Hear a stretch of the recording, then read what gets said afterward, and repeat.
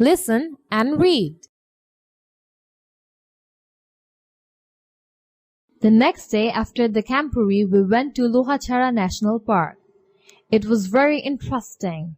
We took a walk beside a small stream in the forest.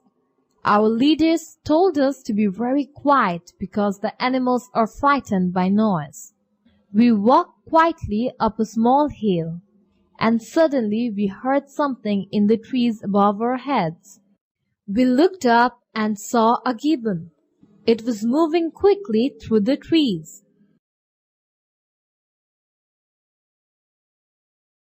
After our visit to Lohachara National Park, we went to Nilkantho Tea Cabin. This is a famous place to drink tea in Srimangal. The Nilkantho Tea Cabin sells a glass of tea of 7 colors and different flavors. It was amazing. I will never forget my visit to Lohachara National Park.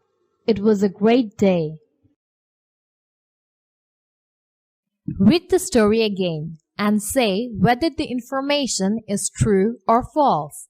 If false, give the correct answer. 1. The cubs took a walk beside a small river in the forest. 2. The animals are frightened by noise.